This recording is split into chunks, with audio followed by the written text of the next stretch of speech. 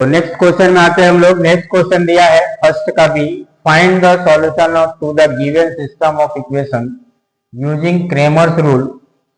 तीन इक्वेशन दे दिया हम लोग के पास, इन तीनों को सॉल्व करना है किससे? क्रेमर नियम। डिटर्मिनेंट्स का मेथड है क्रेमर। तो हमने ऑलरेडी इसका सेपरेट वीडियो बना रखा है क्रेमर रूल का, आप वहां पर भी जाकर के उसको वॉच कर सकते हैं और बेसिक देख सकते हैं। ठीक है, तो स्टार्ट करते हैं। तो ये गिवन क्वेश्चन दिया हुआ है, इसको हम लोग को किससे बनाना है? क्रेमर नियम से बनाना है। ठीक है, क्रेमर नियम या डिटर्मिनेंट मेथड। ठीक है, तो सबसे पहले हम लोग क्रेमर नियम वाले में जानते हैं कि जो तीन वेरिएबल का क्रेमर नियम है उसके लिए फॉर्मूला होता है क्या? x equal to D X upon में D, y equal to D Y upon में डी और z equal to D Z upon में डी। वेयर जहां ये d क्या है?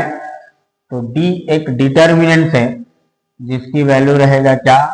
जितने भी कोफिशिएंट दिए हुए हैं, पहले x वाले को लिख लेते हैं 1 3 1, देन y वाले को 1 -2 3 -1 1 -2, साइन के साथ, चिन्ह के साथ ले लेना है। ठीक है, सेम वैसे ही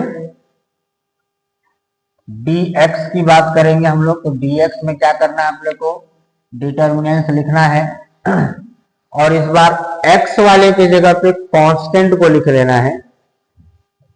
तो 6 -5 14, देन बाकी सेम रहेगा 1 -2 3 -1 1 -2। नाउ dy इक्वल टू क्या आ जाएगा? अब इस बार y वाला जगह पे है ना, y वाला जो था उसके जगह पे कांस्टेंट लिखेंगे, बाकी सेम रहेगा। x वाला वैल्यू तो सेम रहेगा 1 3 1, y के जगह में आ जाएगा हम लोग का कांस्टेंट, मतलब 6 -5 14 और z को एज इट इज लिखना है -1 1 -2। ना dz की बात करेंगे हम लोग। तो dz जो है क्या हो जाएगा? अब इस बार z वाले पोजीशन को चेंज करना है, x और y सेम रहेगा 1 3 1 1 -2 3 -1 1, सॉरी z को चेंज करना है ना, z के जगह में क्या रहेगा? कांस्टेंट वाला टर्म। तो 6 -5 और 14, ये -5 है। अब हम लोग को करना क्या है? ये जो d है, dx है, dy है और dz है, इन सभी को सॉल्व करके और क्या करना है? मान निकाल के और इस फॉर्मूले में मान रख देना है। तो सबसे पहले हम लोग निकालते हैं d। तो d कैसे निकलेगा? ये जो डिटर्मिनेंट्स है इसको हम लोग सॉल्व करते हैं एक्सपेंड करके। तो सबसे पहले 1, इसके लिए ये रो और कॉलम को छोड़ देंगे, ये चारों बचेगा -2 1 3 -2, बीच में -1।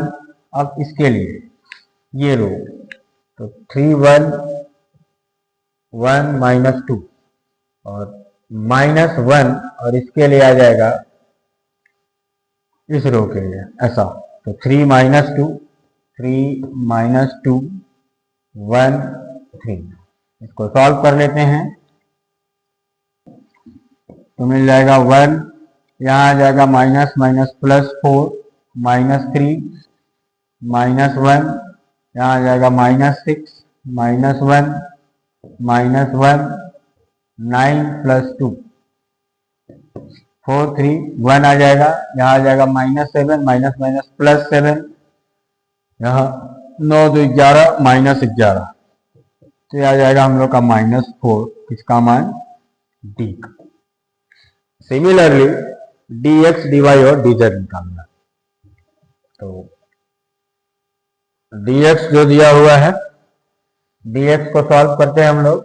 6 इस बार ये चारों, तो -2 1 3 -2, देन -1, इसके लिए आएगा, बीच वाला गायब हो जाएगा, -5 1 14 -2, और लास्ट में -1, और इसके साथ आएगा 5 -2 14 3।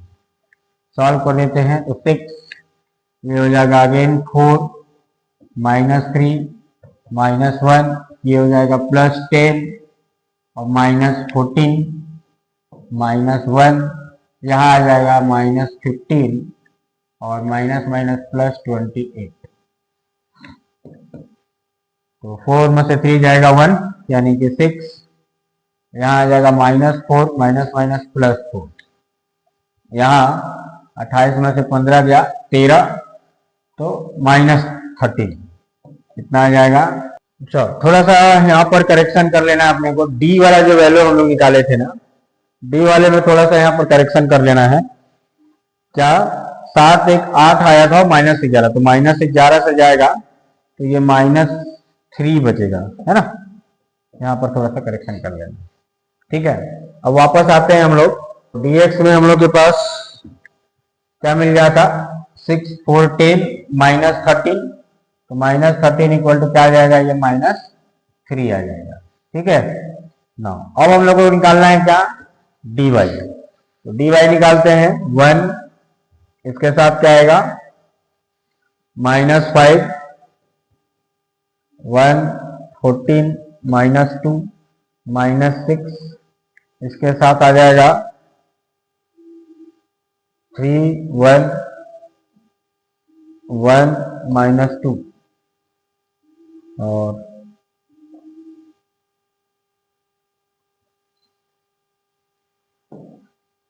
-1 के साथ ये वाला टर्म, तो 3 -5 1 और 14। सॉल्व कर लेते हैं इसको, कितना आ जाएगा, तो 1, ये हो जाएगा -10 -14 -6, ये हो जाएगा अगेन -6 और -1 -1 42 +5। सॉल्व कर लेते हैं, ये हो जाएगा -4, यहाँ आ जाएगा -7 इंटू 6, माइनस प्लस, 7 6 42, यहाँ आ जाएगा 47 -47, तो -47 और -4 हो जाएगा 51, 51 में से 42 चला जाएगा तो -9 बचेगा हम लोग का क्या, dy, ठीक है ना। dz निकाल लेते हैं सेम वैसा ही। तो dz जैसा कि हम लोग का दिया हुआ है, इसको सॉल्व करते हैं हम लोग।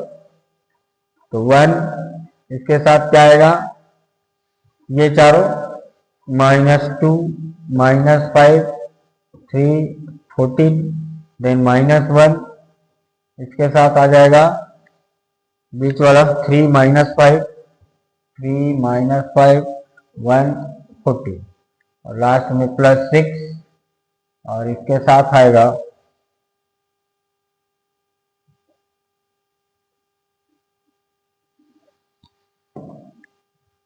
6 के साथ आ जाएगा ये वाला टर्म, ठीक है, 3 -2 1 3,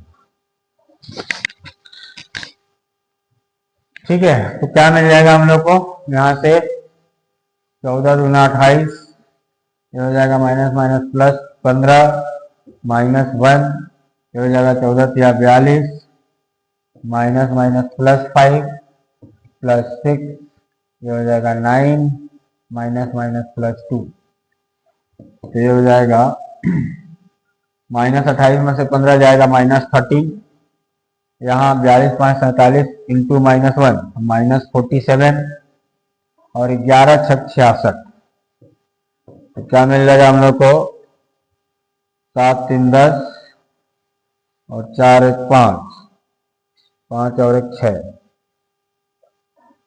है ना, -60 + 66, तो मिल जाएगा हम लोग को +6 dz की वैल्यू। अब ये सारे वैल्यू मिल गए हैं, उसको हम लोग को क्या कर देना है, वैल्यू रख देना है। ठीक है, तो क्या वैल्यू होता है, x = dx/dt। dx हम लोग का कितना आया है, dx आया है हम लोग का -3, है ना, और d भी आया हम लोग का क्या, -3। ठीक है, तो -3/-3 यानी कि +1 हो जाएगा x की वैल्यू। ना dy y = dy/d, तो dy की वैल्यू है -9/d यानी कि -3, ये हो जाएगा +3। और z होता है dz/d, तो dz की वैल्यू है 6/-3 यानी कि -2 आ जाएगा। तो इस तरीके से हम लोग के पास x 1, y का 3 और z का 2, ये हो जाएगा हम लोग का क्या, ठीक है।